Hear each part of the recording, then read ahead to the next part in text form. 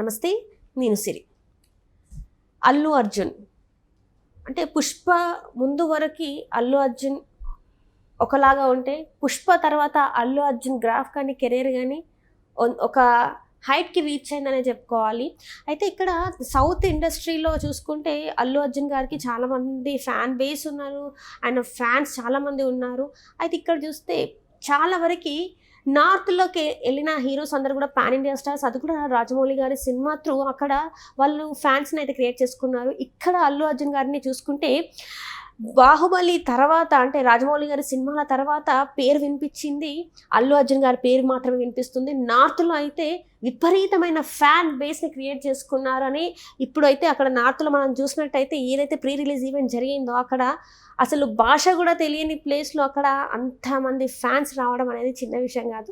So అసలు ఏంటి మరి అల్లు అర్జున్ గారికి నార్త్ బెల్ట్లో ఇంత ఫేమస్ అవ్వడానికి గల కారణాలు ఏంటనే విషయాన్ని మనకు తెలియపరచడానికి ఈరోజు మనతో పాటు ఉన్నారు ప్రముఖ సినీ క్రిటిక్ యజ్ఞమూర్తి గారు. నమస్కారం సార్. నమస్తే సార్. ఇప్పుడు చూస్తుంటే నార్త్లో ఇప్పటివరకు చూసుకున్నట్టయితే నార్త్లో క్రేజ్ వచ్చిందంటే రాజమౌళి గారి సినిమాలు తీయడం వల్ల వాళ్ళకి బాహుబలి లాంటి సినిమాలు వచ్చినాయి, RRR లాంటి సినిమాలు వచ్చినాయి కాబట్టి వీళ్ళకి ఖ్యాతి అంటే ఈ హీరోలు ఎవరైతే ఉన్నారో వాళ్ళకి మంచి క్రేజ్ వచ్చింది.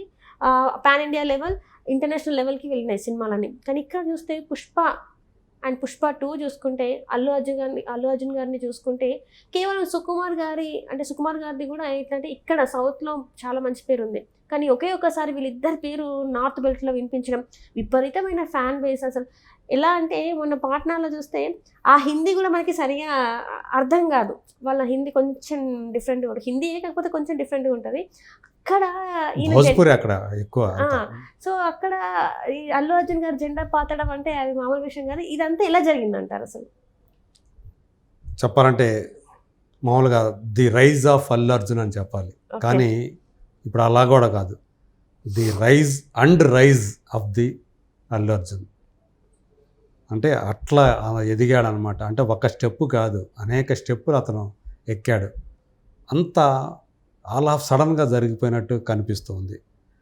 ఒక 4 సంవత్సరాలకు ముందు అల్లు అర్జున్ స్థాయి ఏంటి, అల్లు అర్జున్ క్రేజ్ ఏంటి దేశవ్యాప్తంగా చూసుకున్నప్పుడు చూస్తే మనకు తెలిసినంత వరకు చాలా చిన్నదే, స్వల్పమే అని చెప్పేసి అనుకుంటూ ఉంటాం.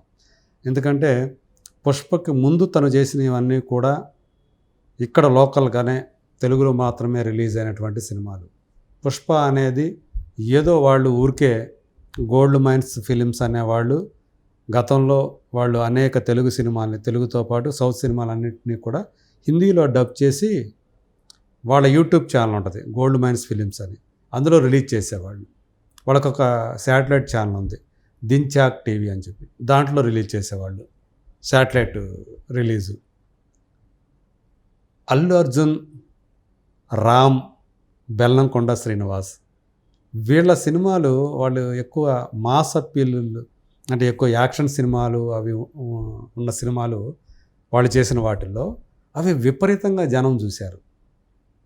అంటే చాలామంది ఈవెన్ ఇతనికి అంటే మొట్టమొదటిగా ఆర్య అనే సినిమాతోటి మంచి గుర్తింపు వచ్చింది కదా, అదే అతనికి 2వ సినిమా అల్లు అర్జున్. అదే ఆర్య సినిమా హిందీలో డబ్ చేస్తున్నప్పుడు దాన్ని చాలామంది చూశారు. ఆ తర్వాత ఆర్య 2 కానివ్వండి, ఆ తర్వాత అతను చేసిన అనేక సినిమాలు సరైనోడైతే బీభత్సమైన హిట్ అక్కడ హిందీ డబ్బింగ్ వర్షన్ అసలు యూట్యూబ్ ఛానల్లో కానీ అలాగే శాటిలైట్ ఛానల్లో కానీ. సో అట్లా అతను చేసినటువంటి యాక్షన్ సినిమాలని విపరీతంగా ఆదరించారు. ఇంటిల్లిపాదికి తెలిసిపోయాడు అల్లు అర్జున్. అట్లా ఇదంతా మనకు తెలియదు ఎక్కువ. అందుగురించే పుష్ప అనే సినిమా రిలీజ్ అయినప్పుడు వాళ్ళందరూ కూడా 100 కోట్ల పైన నెట్ దానికి అందజేశారు. అసలు దానికి 10 కోట్లు వస్తే గొప్ప అనుకున్నారు. అది దాటిపోయి 20 కోట్లు వచ్చిన 20 కోట్లు వచ్చేసింది పుష్పకి హిందీలో అన్నారు. 30, 40, 50, 60 ఏకంగా 100 కోట్లు దాటిపోయింది. అప్పుడు కానీ తెలియలా ఇతను ఎంతగా మాస్ పాకెట్లోకి వెళ్ళిపోయాడు. అంటే రూరల్ ముంబై లాంటి సిటీల్లోనే కాదు, ఒక మారుమూల ప్రాంతాలకు కూడా వెళ్ళిపోయాడు. సింగిల్ స్క్రీన్ థియేటర్స్, మల్టీప్లెక్స్లు కాదు, సింగిల్ స్క్రీన్ థియేటర్స్లో విపరీతంగా ఆ సినిమాని చూశారు. సో అప్పుడు కానీ తెలియలేదు. ఇప్పుడు అదే పుష్ప 2కి వచ్చినప్పుడు మరింత స్పష్టంగా ఆ క్రేజ్ అనేది ఏంటి, ఏ హిందీ హీరో కూడా మనం చూడలేట్లా. ఒక మొత్తం దేశవ్యాప్తంగా ఇంతటి మానియా అనేది మనం చూడలేదు. ఈవెన్ బాహుబలి 2 కూడా ఎట్లా మనం చూడలే అసలు. బాహుబలి 2 కోసం అందరూ కూడా విపరీతంగా ఎదురు చూశారు, మనకు తెలుసు. సో అక్కడ డ్రైవ్ చేసింది ఏంటి, అక్కడ బాహుబలిని కట్టప్ప ఎందుకు చంపాడు, ఇది అప్పుడు బాగా పాపులర్ అయిపోయి అది బాహుబలి 2 కోసం ఎదురు చూసేలా చేశాయి. కానీ ఇక్కడ అలాంటి స్లోగన్లు ఏం లేవు. పుష్ప 1 చూశారు, పుష్ప 2లో ఏం చేస్తాడు, పుష్ప ద రూల్ ఎలా రూల్ చేస్తాడు అనేదే కావాలి. ఇక్కడ వాళ్ళని అంటే భన్వర్ సింగ్ షెకావత్కి పుష్పరాజ్కి మధ్య యుద్ధం ఎలా జరుగుతుంది ఒక ఆస్పెక్ట్. అలాగే పెళ్ళికి ముందు పుష్పరాజు శ్రీవల్లి వాళ్ళ మధ్య ఆ ప్రణయం చూసాం. ఇప్పుడు పెళ్ళైన తర్వాత వాళ్ళిద్దరు ఎలా ఉంటారు ఇదొకటి చూడాలి. ఇదొకటి. అన్నిటికీ మించి అసలు పుష్పరాజుగా స్క్రీన్ మీద అల్లు అర్జున్ ఎలా చెలరేగిపోతాడు చూడాలి, ఈ ఆస్పెక్ట్. ఇక ట్రైలర్ వచ్చిన తర్వాత మనం చూసాం, పుష్ప అంటే నేషనల్ అనుకుంటేవా ఇంటర్నేషనల్ అని చెప్పటం, అలాగే పుష్ప అంటే ఫ్లవర్ అనుకుంటేవా ఆ సీను. సో అతను భన్వర్ సింగ్ ఫైరా అంటే ఫైరా అంటారు, కోరస్ వచ్చేసి కాదు. అది అసలు నిజంగా అసలు అది చాలా బాగా చేశారు ఆ షార్ట్, అదంతా కూడా భలే అనిపించింది అసలు చూస్తుంటే. అంటే ఇంత వెయిటింగ్ ఓకే వర్త్ ఇట్ అని అనిపించింది. ఎందుకంటే 1000 రోజులు షూటింగ్ కోసం స్పెండ్ చేసిన తర్వాత ఫ్యాన్స్ ఎప్పుడెప్పుడని ఈగర్గా అసలు ఎప్పుడు సీట్లలో కూర్చొని చూద్దామన్న టైంలో ఇలాంటి ట్రైలర్ అనేది చాలా మందికి ఫీస్ట్ అయిపోయింది సార్. ఓకే బొమ్మ పక్కా ఆడుతుంది, అనుకున్న దానికన్నా ఎక్కువనే రీచ్ అయ్యింది అని చెప్పేసి ఈ ట్రైలర్ చెప్పేసినట్టు అనిపించింది. అదే మనం చూస్తూ ఉన్నాం. తెలుగు వర్షన్ కంటే హిందీ వర్షన్ ట్రైలరు ఇంకా ఎక్కువ హిట్ అవటం, ఎక్కువ వ్యూస్ పొందడం, ఇదే తెలియజేస్తూ ఉంది అతను ఎంతగా హిందీ బెల్ట్లోని మాస్ పాకెట్స్లోకి వెళ్ళిపోయాడు అనేది చాలా స్పష్టంగా తెలియజేస్తుంది. అంటే మామూలుగా చూసినప్పుడు హిందీ హీరోలో ఒక హృతిక్ రోషన్ అక్కడ చూస్తాం, తెలుగులో కూడా ప్రభాస్ అందగాడు, మహేష్ ఎంత అందగాడో మనకు తెలుసు. సో గ్లామర్ అంటే మహేష్ బాబు అని చెప్తారు, ప్రభాస్ అని చెప్తారు.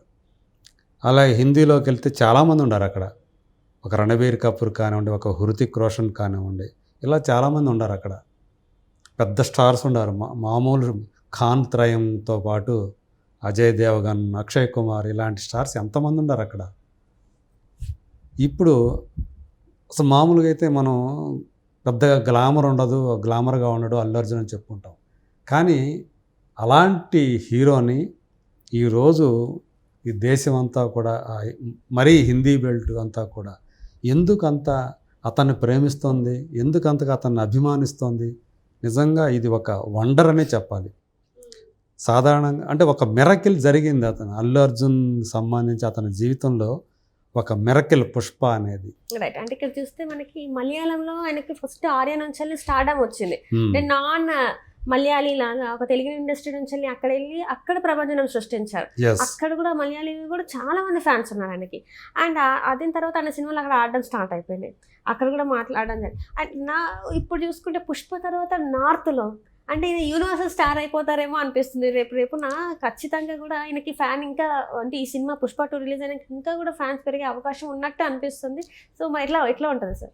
పుష్ప 2 రిలీజ్ అయిన తర్వాత అసలు మనం ఊహించలేము రేపు ఆయనకి అసలు ఎలాంటి కథలు చేయాలి. అసలు డైరెక్టర్లకు కూడా ఇప్పుడు ఒక డైలమా.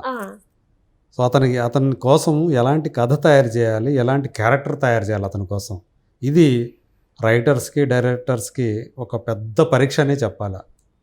సో లిట్మస్ టెస్ట్ అంటాం కదా, అట్లా ప్రతి ఒక్కళ్ళకి, ఈవెన్ అల్లు అర్జున్ కూడా ఈ పుష్ప లాంటి క్యారెక్టర్ ఖచ్చితంగా అతనికి నెక్స్ట్ చేయబోయే సినిమాలు చాలా కష్టతరమే అనిపిస్తుంది. స్టోరీ సెలెక్షన్ దానికి ధీటుగా ఉండాలి. ప్రతిది కూడా పుష్పరాజ్కి పుష్ప ఆ లెవెల్లో ఉన్న సినిమాలు తీసుకోవాలంటే అంత సాధ్యమైందంట అంటారా సార్? మరి అదే పెద్ద టాస్క్ అది. సో రైటర్స్కి డైరెక్టర్స్కి. సో ఇప్పుడు అతను ఆల్రెడీ పుష్ప 2 తర్వాత త్రివిక్రమ్తో చేయబోతున్నాడు. త్రివిక్రమ్ మనకు తెలుసు, అతని అన్నీ కూడా కొద్దిగా హార్డ్ హిట్టింగ్ యాక్షన్ ఫిలిమ్స్ ఉండవు, స్లో లైటర్ వేలుగా ఉంటాయి, ఎంటర్టైన్మెంట్ బేస్డ్గా ఉంటాయి. యాక్షన్ ఉన్నా అది కూడా ఎంటర్టైన్మెంట్తోనే ఉంటుంది. మనకు అలవైకుంఠపురంలో చూసాం, ఒక జులైలో చూసాం, అలాగే ఒక సన్ ఆఫ్ సత్యమూర్తిలో కూడా. సో ఆ ఉపేంద్ర ఇంటికి వెళ్ళే సీన్ అక్కడ యాక్షన్ చూసాం మనం. సో అలాంటి ఒక లైటర్ వీల్లో ఉండే యాక్షన్ ఎపిసోడ్లో ఉంటాయి. కానీ ఇది ఇక్కడ ఇతనికి తయారైన ఫ్యాన్స్ మామూలు కాదు, మాస్ ఆడియన్స్ కదా. వాళ్ళందరూ కూడా హార్డ్ కోర్ ఫ్యాన్స్ లాగా మారిపోయారు. సో మామూలు క్యారెక్టర్లు చూడరు వాళ్ళు, ఒక దేవుడు లాంటి క్యారెక్టర్లు కావాలి వాళ్ళకి ఇక అల్లు అర్జున్ నుంచి. సో మామూలుగా ఉంటే కుదరదు ఇక. సో త్రివిక్రమ్కి నెక్స్ట్ కూడా పెద్ద టాస్క్, చాలా టఫెస్ట్ జాబ్ అది అతనికి. ఇతను ఎలా చూపించాలి పుష్ప 2 తర్వాత అనేది. సో దానికి తగ్గట్లుగా అతను ఆ క్యారెక్టర్ తయారు చేసుకోవాలి, అలా ఆ స్క్రిప్ట్ తయారు చేసుకోవాలి. మరి అది ఆయన ఒప్పిస్తే చాలదు. ఇప్పుడు అల్లు అర్జున్ ఒప్పించడం కాదు, అల్లు అర్జున్ కూడా ఇప్పుడు జనాల దృష్టిలో పెట్టుకోవాలి. సో ఇది ఎలా దాన్ని రిసీవ్ చేసుకుంటారు ఏంటి, ఎందుకంటే పుష్ప తర్వాత తను చేయబోతున్న సినిమా అది, క్యారెక్టర్ అది. సో అది కొంచెం జాగ్రత్తగా చూసుకోవాలి. ఒకప్పుడు అంటే ఒక పెద్ద బీభత్సమైన హిట్ వచ్చినప్పుడు తర్వాత చాలామంది స్ట్రగుల్ పడ్డారు. సో వాళ్ళకి ఆ క్యారెక్టర్ చూడలేకపోయారు జనం. సో ఇప్పుడు అలాంటి ఫేజ్ని అల్లు అర్జున్ ఫేస్ చేస్తూ ఉన్నాడు. మరి పుష్ప 2 తర్వాత నిజంగానే ఈ మానియా ఏదైతే ఉందో అది ఇంకా మరింత రెట్టింపు అవడం ఖాయం రిలీజ్ తర్వాత ఈ సినిమా. అప్పుడు అసలైన పరీక్ష ఆయనకు ఎదురు కాబోతోంది. మరి ఆ పరీక్షలో ఆయన ఎలా దాన్ని ఓవర్కమ్ చేస్తాడు ఏంటనేది మరి చూడాలి. త్రివిక్రమ్ చేతిలోనే ఇంకా ఆ బాల్ అనేది త్రివిక్రమ్ చేతిలోకి వెళ్ళబోతోంది. అతను ఏం మ్యాజిక్ చేస్తాడో మరి చూద్దాం. Thank you so much.